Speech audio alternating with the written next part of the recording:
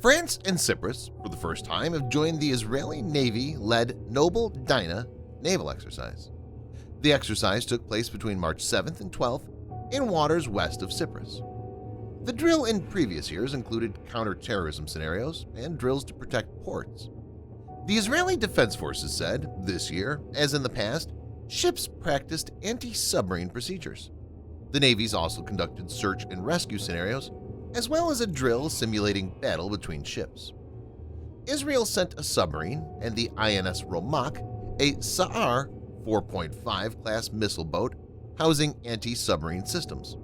In total, Greece, France, Cyprus, and Israel sent 6 ships, including submarines.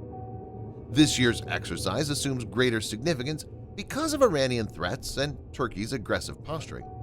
This video is sponsored by War Thunder, the most comprehensive military vehicle online game for PC, PlayStation 4, and Xbox One, in which you can go to battle on more than 1,200 playable aircraft, tanks, helicopters, and ships from the 1930s to the 1990s.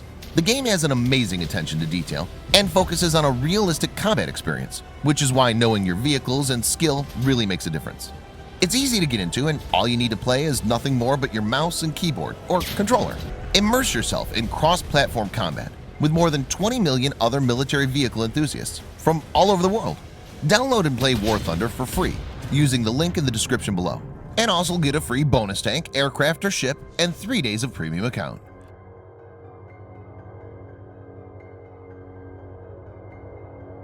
China has strongly protested the passage of a U.S. warship, USS John Finn, through the Taiwan Strait. A spokesman for China's Eastern Command accused Washington on Thursday of sending the wrong signal with the move. He said the crossing endangers peace and stability in the Taiwan Strait. The People's Liberation Army deployed units to observe the USS John Finn guided missile destroyer. The U.S. Navy's 7th Fleet said the ship made a routine transit on Wednesday in accordance with international law. According to the Navy statement, the passage demonstrates the U.S. commitment to a free and open Indo-Pacific. It's interesting to note that the transit took place while the annual meeting of the National People's Congress took place in Beijing.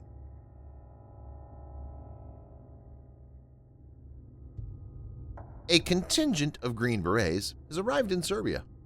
It's the first time that U.S. special operators are in Serbia since the coronavirus outbreak.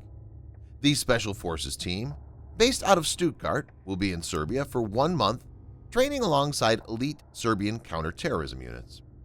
Major General David Tabor, head of U.S. Special Operations Command Europe, said about Serbia, "Because they're sitting there at a crossroads, it's a vulnerable point for Europe as a whole. U.S. troops are focused on building up Serbian capabilities to deal with threats that include potential efforts by Islamic militants to transit from the Middle East into Europe via Serbia," said Tabor. Tabor told Stars and Stripes in an interview, "We have a vested interest in sensing those terrorist threats as soon as possible. The exercise also has strategic significance since Serbia has been deepening its ties with China and Russia."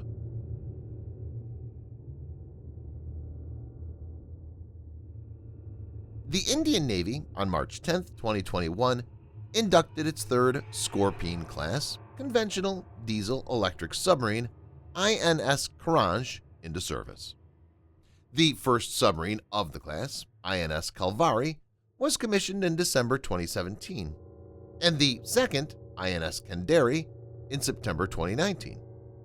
The submarine has stealth features such as advanced acoustic silencing techniques, low radiated noise levels, and the ability to attack with precision-guided weapons on board.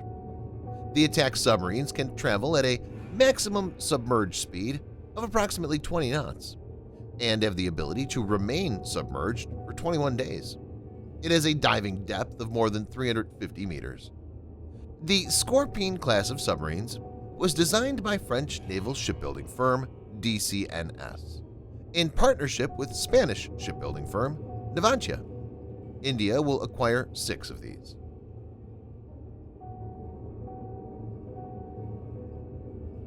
The Syrian Army, SAA, reportedly launched a ballistic missile strike on a major oil facility in the country's IDLIB region. Viewers may note that the facility is currently under the control of al-Qaeda-linked jihadist insurgents, with whom the country's forces are facing off frequently at many levels. IDLIB has been classified in U.S. military reports as the world's largest al-Qaeda safe haven since 2001, with over 50,000 jihadist militants occupying the territory. As per reports, the SAA used North Korean-supplied KN-02 Toksa solid-fueled short-range missile for the strike. It's thought to be its most precise class of ballistic missile. IDLIB is currently the only part of Syria under the control of Islamist insurgent groups. Oil facilities in IDLIB have provided a key source of revenues for militants controlling the area.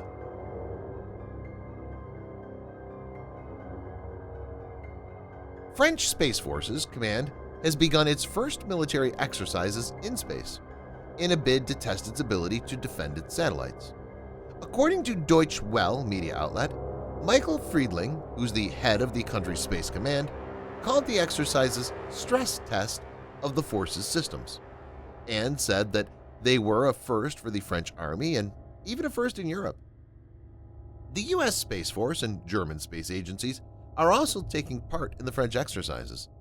The military drill is part of the French government's strategy to make the country the world's third largest space power. Apart from the military exercises in space, France also plans to develop anti-satellite laser weapons.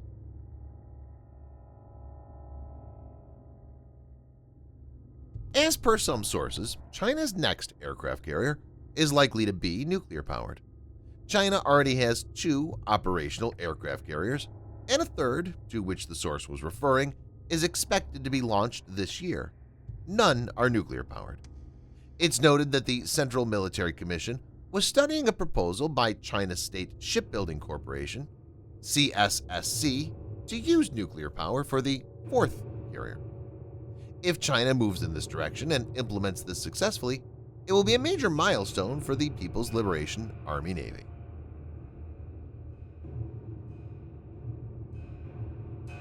U.S. Defense Secretary Lloyd said the U.S. will respond as appropriate to a rocket attack last week on an airbase hosting U.S.-led coalition forces in Iraq. Though he didn't fix blame on anybody on ABC's This Week, an earlier rocket incident prompted U.S. airstrikes against Iranian-backed fighters in Syria in February. Austin said in his first network interview as defense chief, "We're still developing the intelligence on the latest attack. Iran should know that we're going to defend our troops and our response will be thoughtful. It will be appropriate." Austin said, "We'll strike if that's what we think we need to do at a time and place of our choosing." Thanks for watching. Subscribe for more videos like this. Hit the like button if you find the video interesting, and kindly provide your feedback in the comment section. This will help us improve.